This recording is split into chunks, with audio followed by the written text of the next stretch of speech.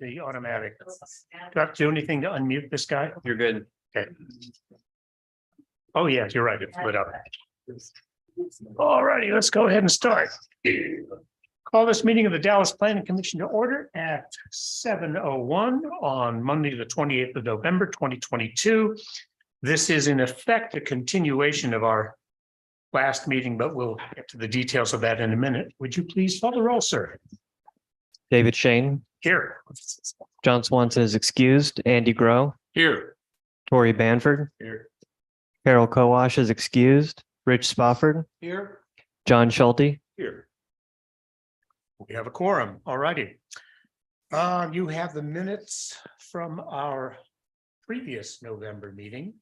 Do you have anything that needs to be added, subtracted, or otherwise changed? Going once, going twice, hearing none, I will entertain a motion to approve the minutes as presented. Move to approve as presented. So moved and seconded. Any discussion? All right, all those in favor of approving the minutes as presented signify by saying aye. Aye. Those opposed? Passes unanimously. The minutes are approved. All right, we now come to the public comment portion of our meeting. This is an opportunity for anyone in the room to testify, now testify is the wrong word, to address the commission on any matter that isn't on the formal agenda. And we only have one thing on the formal agenda, and we won't be taking testimony for that tonight because we finished with that. Does anybody have anything they want to address the commission on? Apparently not, so we move on to deliberations. We, at our last meeting, we were requested to leave the record open for additional testimony, which we did, and some written testimony was submitted. The period for that is now closed. All possible testimony has been submitted, and there will not be an opportunity for more. However, there are some changes, there's some updates that we need to hear from staff, and then we will deliberate on this proposal. So over to you, sir. Yes, thank you. So just as a reminder, this is the application for the conditional use for the 100 Acres Academy. It's located in the downtown. They have two different sites for their campus, one on Main Street, one on Court Street. The request is to renovate the existing commercial buildings and establish a private school in those spaces. Process to date, we did have the public hearing on November 8th. There was the request to leave the record open for 7 days, which we did. So November 16th, the record closed. We got 3 letters of testimony in that time period, which are all included there in your packet, as well as all of the previous testimony that we received prior to that as well, just so it's all a complete record there for you. November 23rd, the applicant's written rebuttal to the testimony that was received was provided. The applicant's written rebuttal is limited to arguments and persuasion. They're not allowed to introduce new evidence as part of the rebuttal. And so to the extent that the written rebuttal, which was 6 pages, included some photographs, that would be new evidence. And so that is stricken from the record because it is new evidence. If I can, not just the photographs, but also the text that accompanies those. Frankly, they really don't address the criteria anyway, but they were new information and so should not be considered by you in your decision tonight. And so there's a handout in front of you showing that same graphic as well. So again, conditional use approval criteria, there's 3 of those, as well as site design review approval criteria. There's 5 of those. The staff report went into depth on some of that. We've heard a fair bit of testimony on these sorts of concerns as well with regards to things like traffic and parking. But really, again, kind of get back towards what are the actual approval criteria. There's no off-street parking requirement in the downtown. And so, concerns of parking not necessarily being, relevant. So just kind of getting back to what is the actual approval criteria as we go through and do these deliberations. So staff recommendation hasn't necessarily changed. We're still recommending all of the previous conditions of approval that were mentioned before, but we are recommending now a new condition, a 5th one, which is again on that handout in front of you there in red.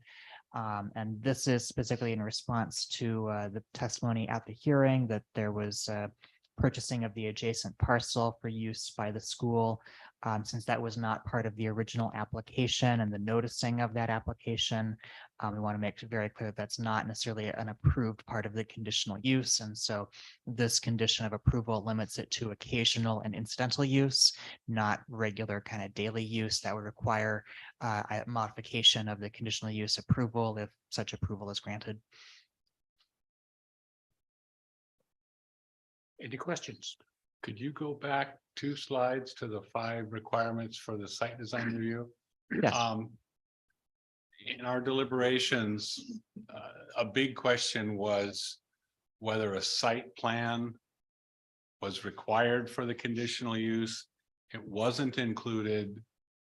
The planning person, whoever that ended up being, decided that wasn't necessary. Can you explain what that is, why it wasn't included? I understand them being existing buildings, but why was that not included? Right. So, I mean, the specific language that's in the code is that the site plan is required as applicable. There's actually kind of a laundry list of potential things that are required. There's actually 8 items that are required to be submitted with a conditional use permit application. There's review of the existing site conditions, the site plan, preliminary grading plan, a landscape plan, architectural drawings of all structures, drawings of all proposed signs, a copy of all existing and proposed restrictions and covenants, and a narrative or letter documenting compliance with applicable approval criteria. So those are 8 things that it actually says.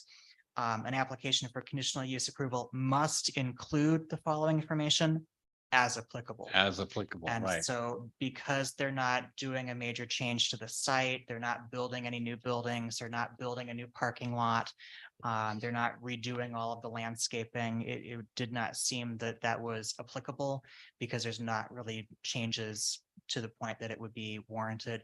There was discussion in the application of putting up a fence. A fence in and of itself wouldn't rise to the level of needing like a full-blown site plan. So it just did not seem like it was applicable, given the scope of the request. Okay, that makes sense to me. Thank you. The other question I had, you got rid of the big red X question in the introduction. Thank you. Under the recommended conditions of approval, the second one says the applicant shall obtain all required building permits and receive final inspection from the Dallas Building Department prior to occupancy by students.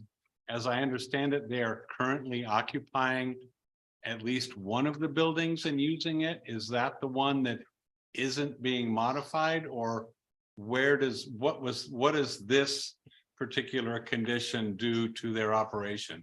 Have they had to halt operations because of this idea, or what's going on? So my understanding is that they are still operating at this time. That condition of approval kind of ties specifically back to the experience that we had with the Faith Christian Church over at Valley Life Center, where they ended up occupying the buildings that they had there without having any building permit finalization of that. So trying to get kind of a standard condition of approval that in the future, all building permits, inspections before occupancy. So we had that same kind of concern with the Dallas Community School as well. So not necessarily something specific to this, but yes, to my understanding that they have been looking at that as a potential issue. So will this, if we choose to approve this with this condition, does that mean they're going to have to stop operations, or only in an area that needs building permits? And can you fill me in? I know they're using 2 buildings, fixing up one, and then going to move more of their operation there. Is the building they're currently operating in, does it require any building permits? So I'm not the building official. I wouldn't have the ability to, So we give a don't have to solid worry answer on about that. For the Carnegie building, that definitely does require building permits. The scope of the work that they're doing there on the internals of it definitely is of a scale that would require building permits, which they have acquired, but they need to have the inspections of So that this finalizing. is an enforcement issue and not something we need to worry about. Right. I would think that's not something that the planning commission itself needs to Okay. be concerned about. Yeah, I want to hear from the. Yeah, I do too. I was just gonna weigh in on that. Go ahead. So just quickly on that, the building on Main Street, all building permits for that have already been finalized and completed.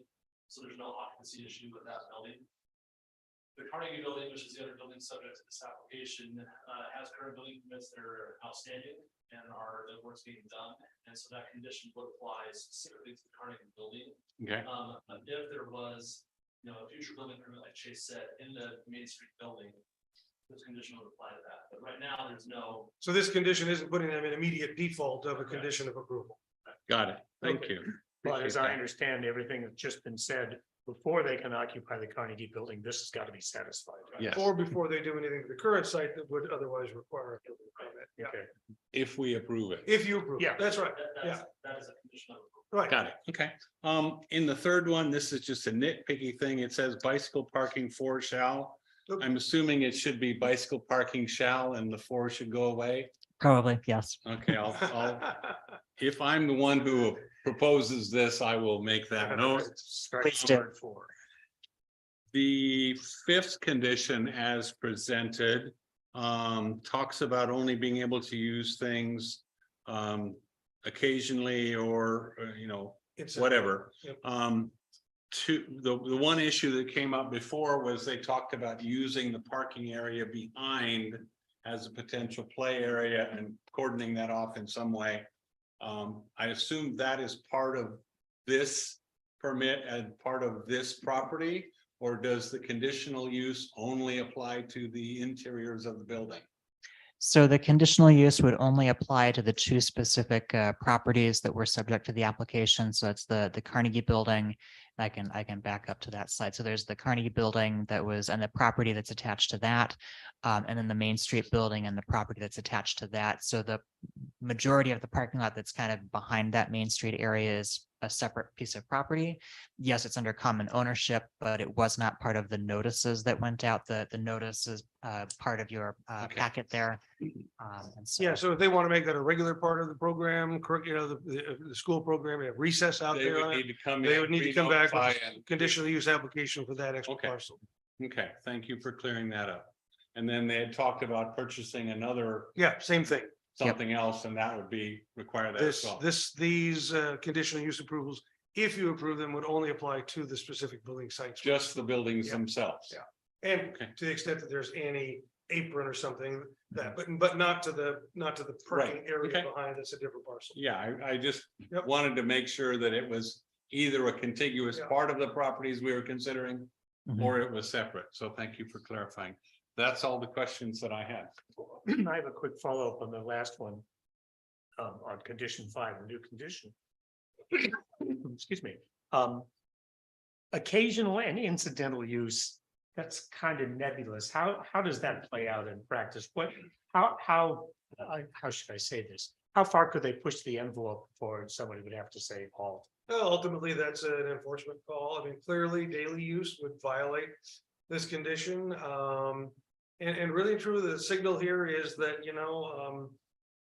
if it's I don't want to even say a parameter, once every other week or once a week, but if it is truly incidental, which means not part of the regular program, and only occasional, which means not scheduled, not regular, then we're not going to be concerned about it. It'd be like crossing somebody's property to get from the school to the playground or something. But clearly, if the intent is for those separate parcels to become regular parts of the school offering, where they're going to engage in programmed activities, then they'll have to come back with a conditional use application for it. I don't think it's feasible to put a number on it. Occasional incidental sends the message that this should not be used as a regular part of the school program. And if you want to use it, then it needs to come back in as a conditional condition of approval. Conditional use application. Yeah, I think the concept of regular use pretty well clarifies it. Thanks. I guess I need clarification and definition of regular use, because I believe, correct me if I'm wrong, the children and the parents are walking to the entrance of the school on that piece of property every morning and every afternoon, which is regular use. But But is that it's part of the not program? technically a part of the Right. program, it's It- access. Yeah, and I would, thanks for that. For the record, I would interpret it not as being part of the program. It's like crossing. If you have an easement across somebody's parcel to get to a piece, you're just crossing that piece. That doesn't concern me as far as the scope of this conditional use permit, so much as it would be spending program time. out Yeah, there with that's the not kids. program time, that's just But if parental. you've got a neighboring property owner who says, Right. yeah, you can cross my property to get to the door, that's not gonna be a problem. Yeah, and that's parents' Yep, private use, Yeah. that's not the school yeah, that's making right. use of something outside of the Yep. parameters of this. Yeah, well, the Second, I the just- second sentence here says expansion of the school program Right. to include regular use. So if you're just crossing the street or crossing, that's not part of the school program. Right, and but as soon as we made the concern of regular Yep. use, I wanted to make Yeah, sure no, that but that you was clear Clarified that. and defined and that we were all on the same page. Yep. No, that's good. I'm glad you. And that's why also the second sentence does address the school program. That's an element of Yes. what we're talking about. Right, Good, and thanks for putting that on the record. sure, thank you. Anything, anybody got anything else? I just have a curiosity question, just for my own understanding. I've never run across this before. My understanding is this is before this commission because a school wants to go into our business district. If it had been a barber shop, we wouldn't have had this. But this is a business. It's a licensed tax-paying business. Does that not trump the fact that it's a school? You want to do? No, it doesn't. It's the nature of the use that determines whether or not it's permitted outright or whether it's a conditional use. For instance, it could be a horse rendering plant, business, tax paying, but they can't go on Main Street under any circumstance because we prohibit those in the Main Street district. Schools, again, whether or not they're for profit or nonprofit, by definition, a school is a conditional use. That's just the way it falls into the code. Yeah, there are a lot of things that you cannot do in the central business district that are specifically called out in the development code as being prohibited, which is why we have this conditional use issue. And others that are allowed as a conditional That are use, but allowed only as as a conditional. Yeah, use. but only as conditional. Right. Yeah. That Any was just the wisdom of the drafters of the code when the code was written. wisdom? Okay. Any other I'll questions? leave that one Big alone. ones? I'm leaving that one alone. We have sort of segued into deliberation here. So does anybody have anything else they want to bring out or hash out or talk about before we move on and deal with this?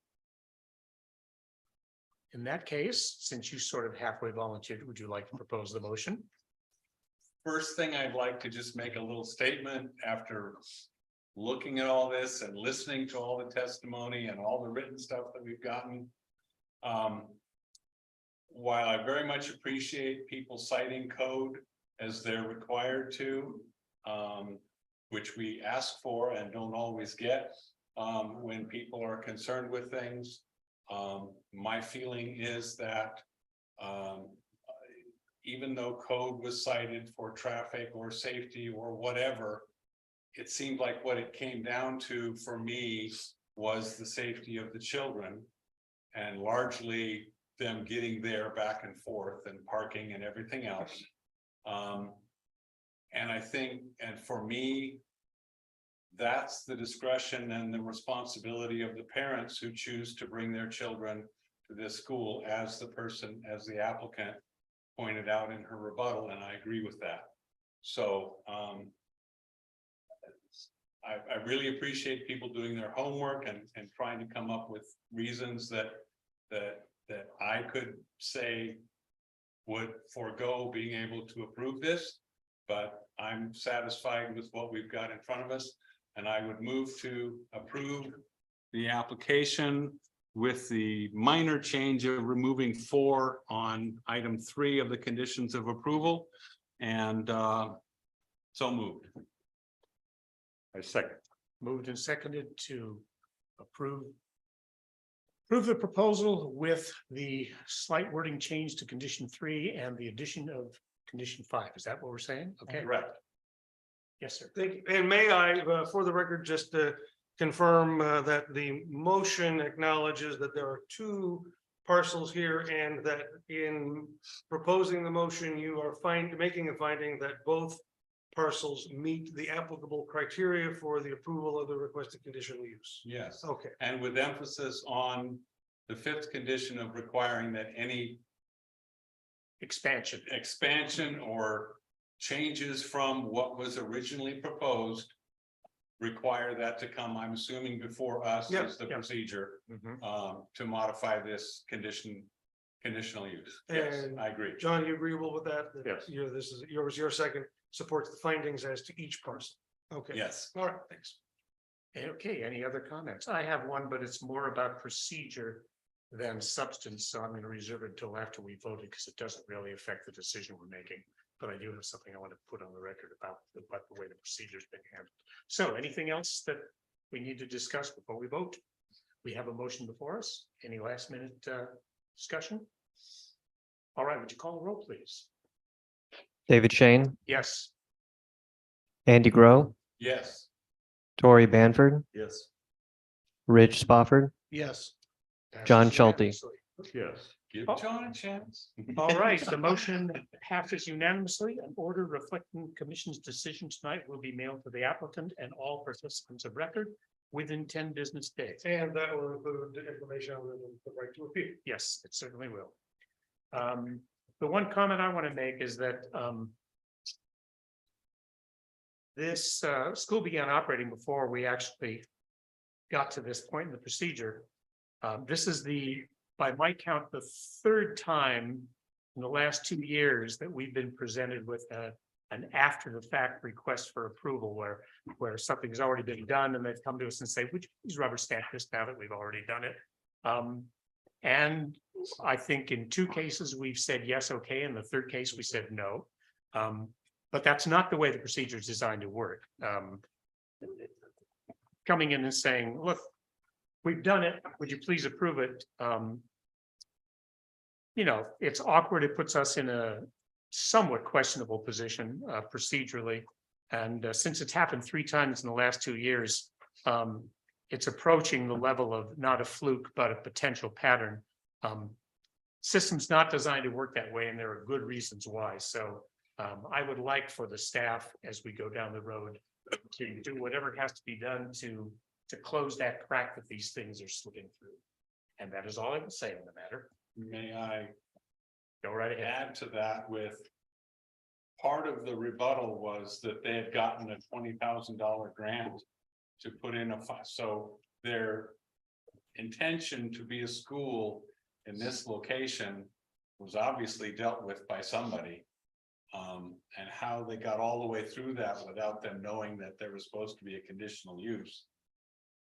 I agree that something needs to be happening to do that, and I'm not sure if it was only 3 in the last 2 years, Well, but 3 that I remember Yeah. for sure, yeah. I do too. I remember various carports and buildings and things like that. Yeah, well, that carport was one of the ones I think that we did say okay to, yeah. Yeah, we actually had 2 carports that we allowed.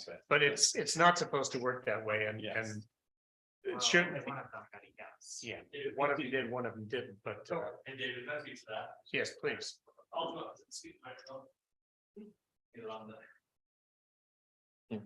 Your voice doesn't carry On the enough. actual recording, there's no microphones back there, I know that. Just to be clear, before you do. Yep. My point is not that I'm trying to beat anybody up about this. It's that, you know, there's a crack that things slip through and we need to close it. Yeah, certainly. And I would say that there's always a potential when you're working with development for something like this to occur. But I agree with what you're saying, and it's certainly something that that I don't feels acceptable. We need to help close that gap. Just a quick note on the rebuttal: the $20,000 grant was for the Carnegie Building, which currently is not occupied, and so we're still within the proper process to make that happen. Okay. And so we were surprised by the relocation of what we thought was where the school was going into the Main Street building. So, but moving forward, I want to make the Planning Commission aware that we are reevaluating right now our development review process to do things like what you're saying, to kind of close those gaps or at least make them very small. Instituting some good checks and balances, revamping the way that we process land use applications to make sure that you as a planning commission get the best quality work. work that has been clearly vetted all the way through the process with the applicants so that we're not bringing applications to you where negotiation still has to be hashed out, right? All that's going to be done beforehand. And that you'll have really, I think, quality work. Not that the work to date hasn't been quality, but there's been, I think, challenging applications and things that if we modify how we're doing our process, we'll be able to resolve that before we come to the planning commission. So I look forward to those changes. We're working on those hard right now. We're going to start unrolling those and making them hopefully effective by the start of this next calendar year in 2023. So we're really looking forward to that. And I appreciate your patience as we've had to identify and help resolve those issues so that we don't have problems that create awkward situations for any of our elected or appointed boards and commissions. So thanks. Thank you. That said, you will always have that person who buys their carport out of the Home Depot Yeah. and puts it up and Yeah. is only discovered by code enforcement. So those kinds of situations will occur no matter the best effort parties have, but this is a little bit different. You Yeah. can't close every crack, but I'm glad you brought Right. it under the microscope and you're dealing with it. Yep. That's what I wanted to And say. perhaps one of the ways to deal with that, especially with carports, is I believe at least two of the ones we've dealt with have been professionally provided and installed by companies.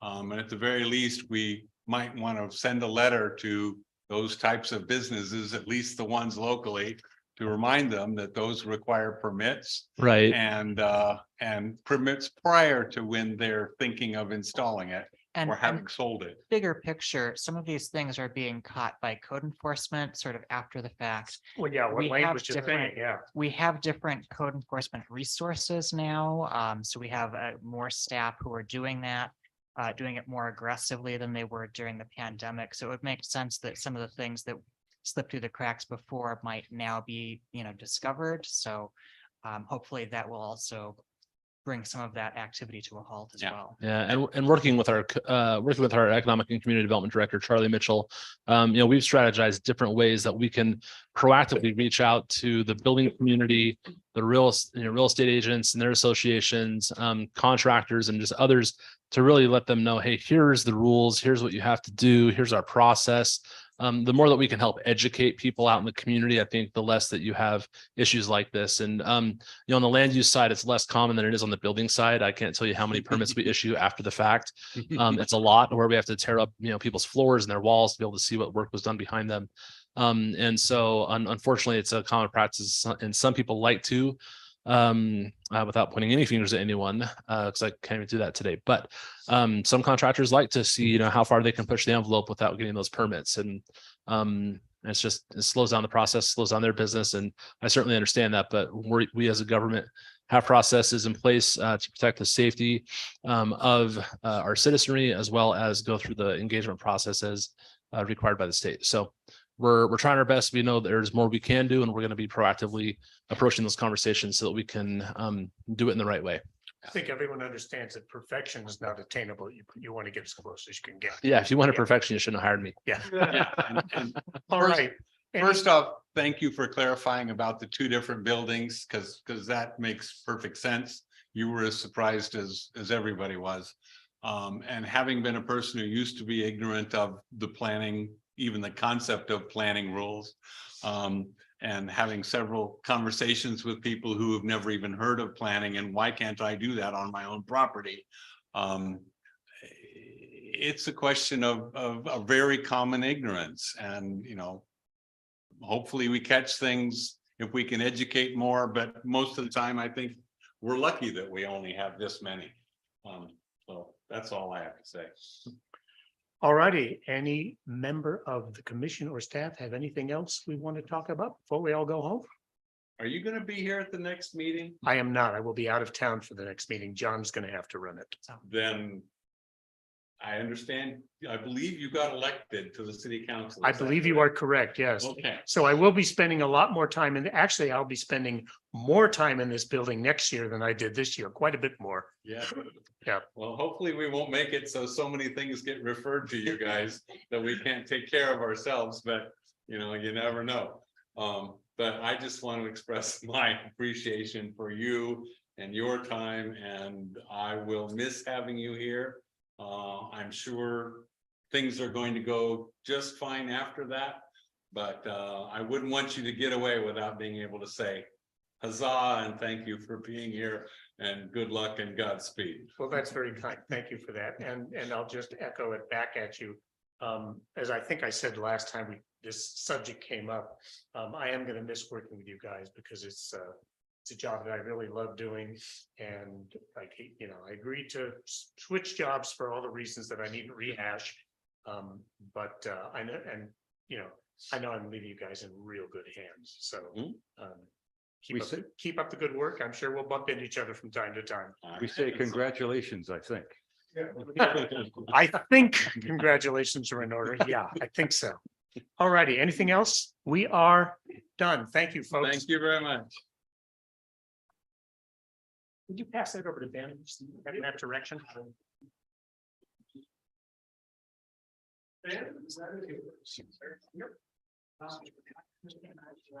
So what did you do? I'm a civil engineer. Yeah, not bad. For the larger part of my career, I worked for City of Salem. I worked as an inspector, seasonal inspector for 3 years. Then I moved into